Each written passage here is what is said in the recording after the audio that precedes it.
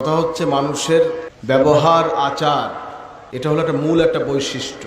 কাউকে আঘাত করে নয়, ভালোবাসা দিয়ে মনকে জয় করতে হয়। কি আঘাত করে না ভালোবাসা দিয়ে? ভালোবাসা দিয়ে। একটা মানুষকে আপনি বকাবকি করে যা না পারবেন, ভালোবাসা দিয়ে তার চেয়ে বেশি পারবেন। কি ভুল বললাম নাকি? হাজরিন, কোনো মানুষকে যদি কোনো মানুষ গালি দেয়, ফায়সা কথা বলে, তহমত দেয়, যে বলে তার উপরেই পড়ে। কি ভাই, কার উপরে পড়ে? যদি কোনো মানুষ কাউকে কাফের বলে, ফাসেক বলে, মুনাফেক বলে, আর সে যদি ফাসেক, মুনাফেক, কাফের না হয়, নবীজি বলেন যে কেউকে কাফের বলে, ফাসেক বলে, তার উপরে সেটা পড়তে যায়। হাজরিন, এজন্য ব্যবহারটা ভালো রাখতে হবে। কাউকে গালি দেওয়া যাবে না, তোহমত দেওয়া যাবে না। মহাব্বতের সহিত, ভালোবাসার সহিত মনকে জয় করতে হবে। নবীজি বলেছেন, আল মুসলিম মান সালিম আল মুসলিমুনা মিন লিসানিহি ওয়া ইয়াদিহি। ওই ব্যক্তি মুসলমান যার হাত দ্বারা, জিহ্বা দ্বারা অপর মুসলমান নিরাপদ। নবীজি বলছেন সেই হলো মুসলমান। বলেন না সুবহানাল্লাহ। আমাদের বর্তমানে গীবাতের প্রচলন খুব বেড়ে গেছে। শুধু গীবাত আর গীবাত, শুধু শেকায়েত আর শেকায়েত। কি আছে কি নেই? কিবা আছে কি নেই? এতে কি হয় জানেন? নিজে যা ইবাদত করছেন, জিকির করেছেন, তওবা করেছেন, নামাজ পড়েছেন, রোজা রেখেছেন, হজ করেছেন, যাকাত দিয়েছেন, সব শেষ হয়ে যাচ্ছে। লাভ কি হচ্ছে বাবা? কি লাভ হচ্ছে? কি ভাই লাভ হচ্ছে?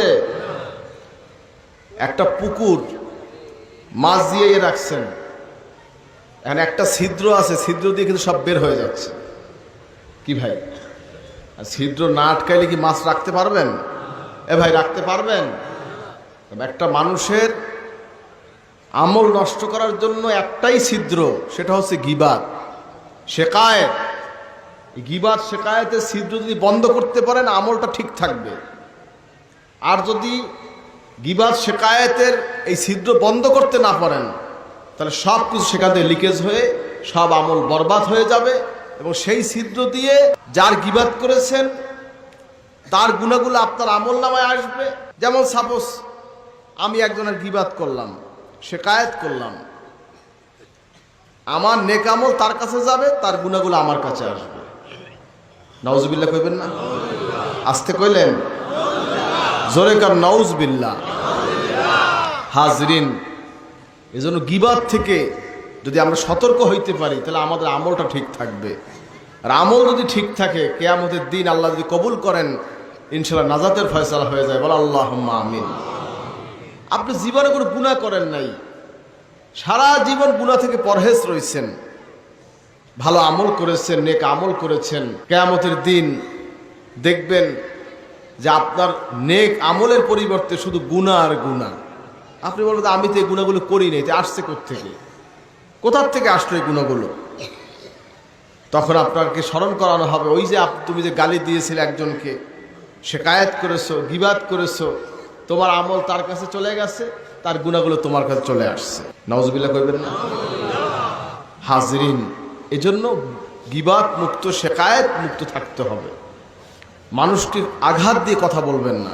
হাজরিন, নবীজি বলেছেন ওই ব্যক্তি মুসলমান যার হাত দ্বারা, জিহ্বা দ্বারা অপর মুসলমান নিরাপদ। আমাদের দেশে দেখবেন বহু রাজনীতিবিদ আছে, উঠলি শুধু গালিগালাজ। আছে কি নাই? উঠলি শুধু গালিগালাজ, মারামারি, হানাহানি, কাটাকাটি, এই তো চলছে সমাজ। অথচ নবীজি বলছেন ওই ব্যক্তি মুসলমান যার হাত দ্বারা, জিহ্বা দ্বারা অপর মুসলমান নিরাপদ, সে হলো মুসলমান। বলেন না সুবহানাল্লাহ। বাবা মুসলমান, দাদা মুসলমান, আমিও কি মুসলমান? কি ভাই, বাপদাদার সনদে কি মুসলমান হয়? কি বাপদাদার সনদে মুসলমান হয়? মুসলমান হলো ইমানে, আমলে। কলেমা শরীফ পড়েছেন লা ইলাহা ইল্লাল্লাহ মুহাম্মাদুর রাসূলুল্লাহ। বলেন না সুবহানাল্লাহ। আল্লাহ ছাড়া কোনো মাবুদ নাই, ইলাহ নাই। মুহাম্মদ সাল্লাল্লাহু আলাইহি ওয়াসাল্লাম আল্লাহ পাকের প্রিয় বান্দা এবং রাসূল। বলেন না সুবহানাল্লাহ। শুধু কলেমা পড়েছেন। হাজরিন, ইমানটা পরিপূর্ণতা কিভাবে আসবে?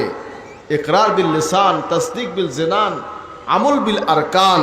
এই তিনটার সমন্বয় হলো একজন পাক্কা মোমেন, কামেল ইমানদার মুসলমান। বলেন না সুবহানাল্লাহ। তো মুখে উচ্চারণ, অন্তরে বিশ্বাস, আমলে বাস্তবায়ন, এই তিনটার নাম হলো ইমান। বলেন না সুবহানাল্লাহ। বাপদাদার সনদে কিন্তু মুসলমান হয় না। মিরাসি সম্পত্তি পান, এটা ভিন্ন জিনিস। বাবার সম্পত্তির ওয়ারেস হয়, মায়ের সম্পত্তির ওয়ারেস হয়। ইমান আমলটা হলো ভিন্ন জিনিস। এটা হচ্ছে সম্পূর্ণ আপনার নিজের ব্যক্তিগত ব্যাপার। আপনি যদি ভুল করেন, চিরজীবন ভুল হয়ে যাবে।